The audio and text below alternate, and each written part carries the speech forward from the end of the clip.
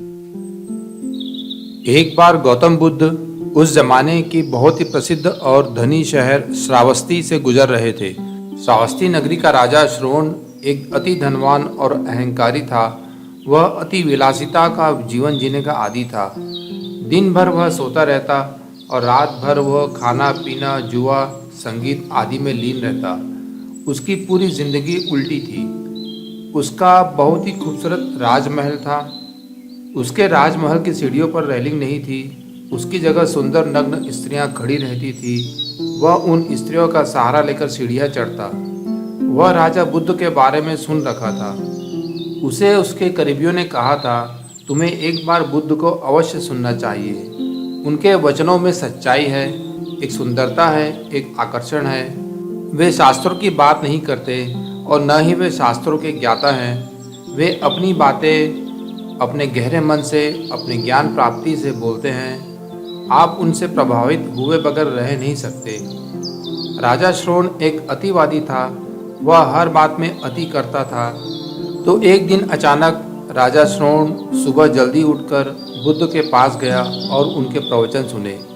सभा समाप्त होने के बाद श्रोण खड़ा हो गया और बुद्ध के पास जाकर उनके चरण स्पर्श किए और कहा, मुझे दीक्षा दे, मैं सन्यासी होना चाहता हूँ। वहाँ मौजूद सबके लिए यह बहुत ही आश्चर्य की बात थी। किसी ने भी सपने में सोचा नहीं था कि यह आदमी सन्यासी बनेगा। बुद्ध ने कहा, तुमने मुझे सिर्फ एक बार ही सुना है। तुम्हें कुछ और समय लेना चाहिए इस बारे में सोचने के लिए। इसमें कोई जल्दी करना उचित नहीं। लेकिन श्रोण का व्यक्तित्व अलग था। नहीं, मुझे अभी संन्यास चाहिए, इसी वक्त। वो एक अतिवादी था। उसने संन्यास ग्रहण कर लिया। उसने राजपाट छोड़ दिया। वो संन्यास्त होने के बाद भी अतिवादी बना रहा। जब सभी सन्यासी रास्ते पर चलते तो वो किनारे पत्थरों पर कांटों पर चलता। उसके पैर लहूलुहान हो जाते। जब सभी सन्यासी बैठकर ध्यान करते, वह खड़े रहता घंटों तक। उसने भोजन करना भी धीरे धीरे कम कर दिया था। पहले 2 दिन में एक बार करता था, फिर 7 दिन में, फिर सिर्फ अन्न का एक दाना खाने लगा। वो एकदम दुर्बल हो गया।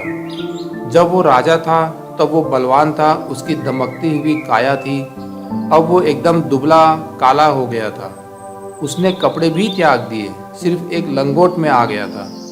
उसका त्याग देखकर अन्य शिष्य उसकी बहुत इज्जत करने लगे थे। कुछ तो बुद्ध को छोड़कर उसके शिष्य बन जाने को भी तैयार थे।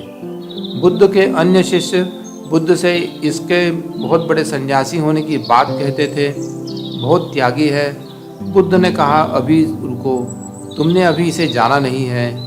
ये एक अतिवादी है। जो भी करेगा उसमें हद से आगे गिर जाएगा।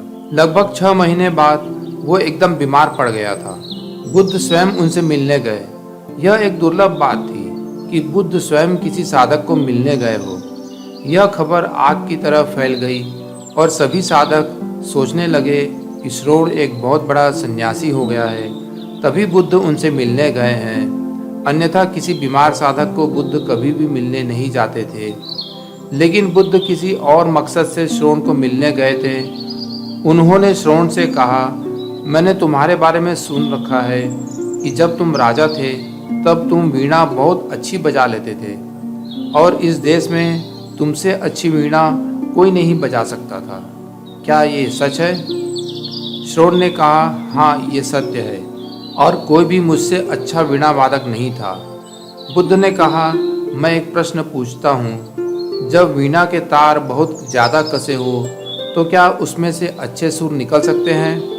श्रोण ने कहा, नहीं, बल्कि में ज़्यादा कसे हुए तार टूट जाएंगे। बुद्ध ने आगे पूछा, और अगर तार एकदम ढीले हो तब? श्रोण ने कहा, आप भी अजीब बात पूछते हैं। ढीले तारों में भला सुर कैसे पैदा हो सकता है? तब बुद्ध पूछते हैं, तो फिर वीणा में मधुर ध्वनि पैदा करने के लिए तारों की कसावट कैसी होनी चाहिए? और श्रोण जवाब देता है, तारों को बिल्कुल मध्यम कसावट में होना चाहिए, न बहुत ज़्यादा ढीला न बहुत ज़्यादा कसे हुए हो। जब तार एकदम सही कसावट में होंगे तो ही उनसे मधुर ध्वनि निकल सकती है। बुद्ध ने कहा, मुझे तुमसे इससे ज़्यादा और कुछ नहीं कहना।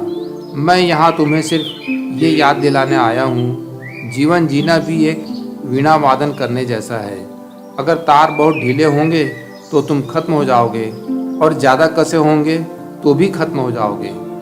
किसी भी तरह की अति मृत्यु के समान है। जीवन में मध्य का मार्ग अपनाना ही जीवन जीने की कला है। जब तुम राजा थे तब तुम अति आत्मभोग का जीवन जी रहे थे। यह तरीका एकदम ढीले तार की तरह था। संन्यास्त होने के पश्चात तुमने तारों को बहुत ज़्यादा कस दिया है और अनावश्यक ही अति आत्मत्याग का जीवन जी रहे हो। मध्य का मार्ग चुनो, क्योंकि ज्ञानी हमेशा मध्य मार्ग ही अपनाता है। ज्ञानी व्यक्ति कभी भी अतिवादी नहीं होता, अपने शरीर को कष्ट नहीं पहुंचाता, न अति उपवास करके और ना ही अति खा करके। वह हमेशा मध्य मार्ग को अपनाता है। वह प्राकृतिक होता है।